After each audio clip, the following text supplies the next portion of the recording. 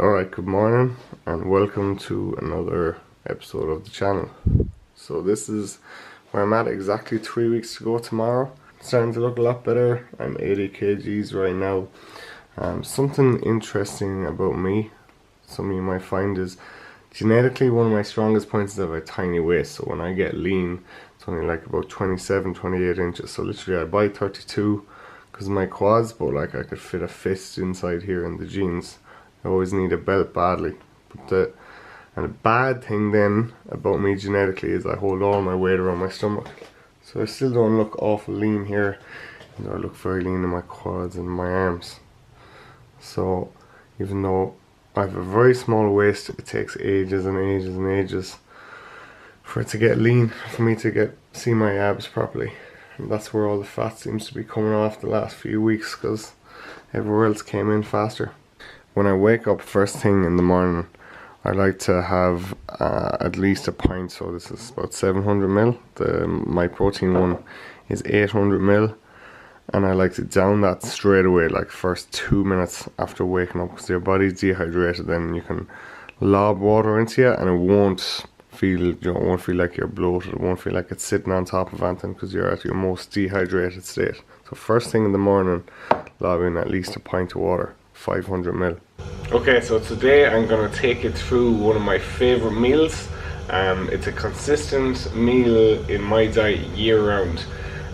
Red meat. So I feel really strongly about red meat. You won't find too many fitness people saying that, but I do. I don't think enough women eat red meat. Don't think enough men eat red meat. I don't think they eat it frequently enough.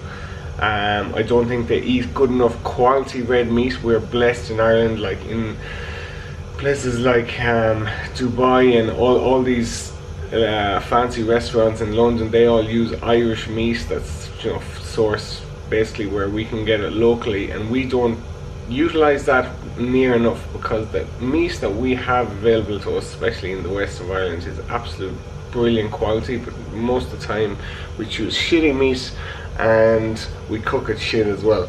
So I can't afford much fats at the minute. Normally I have meat and nuts, the Poliquin breakfast. I've always been a big advocate of meat and nuts. It does what it says. It's got its obviously high protein and high fat, but it does control hunger for the rest of the day. It leaves you feeling full for longer. It's just a very healthy breakfast. You can read loads more about that on Strengths Inside and things like that. Also, I think I got this red meat thing. Well, I know I got it very strongly from my parents.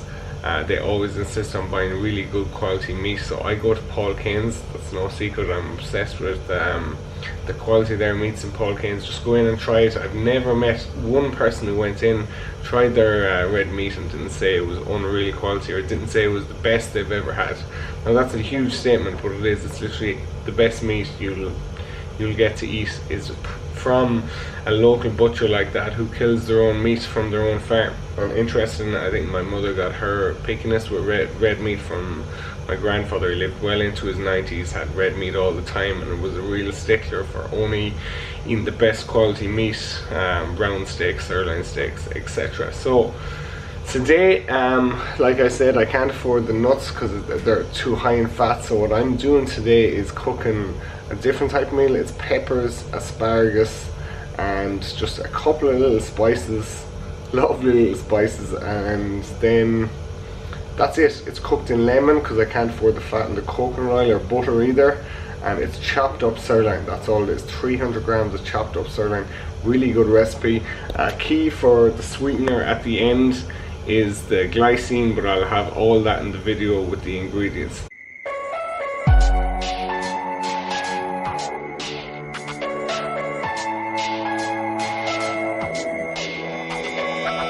Another routine I have before I cook, well, when I'm working during the weekdays, I just go straight from work to home and get the coffee on the way home. But when I cook early on a Saturday morning, I haven't been working at 7, I go to Insomnia while the range is heating up. Insomnia just opened Clonmorris. Some of the nicest coffee I've ever had, and I've tried a lot. It's definitely Insomnia, and there's 3 in Clonmorris next. Alright, so starting ingredients, this is it. So a bag of sirloin, I'm going to weigh that out. It's 600 grams because it's to do for 2 days, and I just obviously then take 300 grams out and into the pan. Then 2 peppers and a clove of garlic. It's cooked in the peppers, or in the lemon and the garlic and the peppers. So the meat is cooked in that on the pan. I'll show you that in a minute. Then when it's all done, just leave the pan on, take the meat out, and there's still obviously some juice from the lemon and the meat, and I cook the asparagus in that for like 5 minutes. I also throw on these 2 as spices more or less at the start, and then glycine as a sweetener. So glycine is good for sleep in your nervous system. It's good for a load of different things, but it's a really cheap amino acid. So, and it's really sweet, tastes like sugar, so that's why it's going in. So this is the ingredients. Loads of flavor, but you'll be able to see that as I'm cooking. Last thing is, before I start cooking, is I do use these 5: 2 knives, a sharp one and a steak knife, a fork, I don't even know what to call this, for stirring the meat in the pan, and a spoon. So I don't know if that's important information, or obviously you don't need all that, but I use all that for 2 of the meals I cook every day, and this is one of them.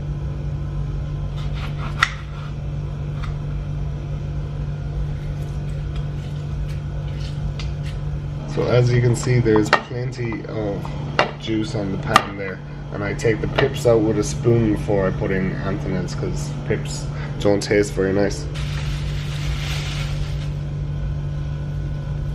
So second in, that's the beautiful vegan sirloin steak. So nice. I can't overemphasize the quality of the meat. Red meat is so important that it's good quality. People ruin it. That's what the peppers and the little bit of garlic looks like when it's all cut up.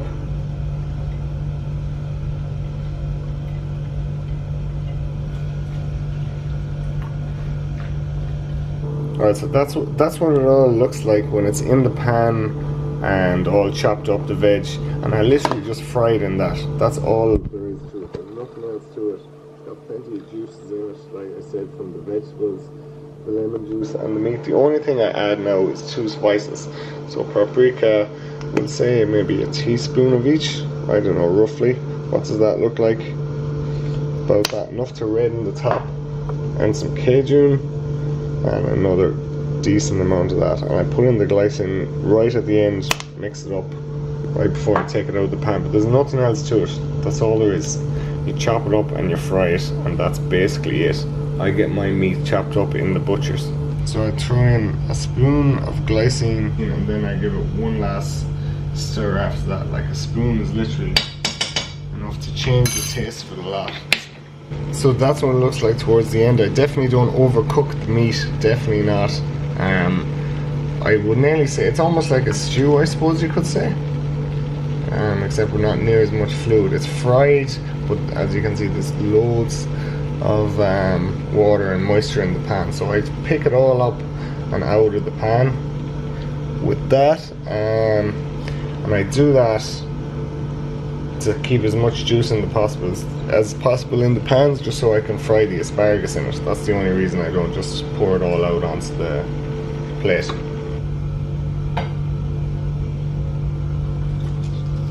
Put the asparagus in the pan on the juice.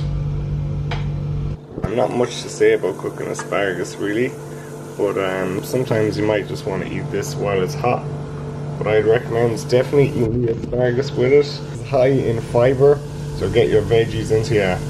Really important throughout the day, and then yeah, you could eat this on your own, but I prefer it with the asparagus at the start of the day. Okay, so that is it. That's our meal. A bit more definitely preparation, more ingredients than last week's just 5-minute meal, but this one is really tasty. Really passes the flavor test. Like I said, red meat's so good for you.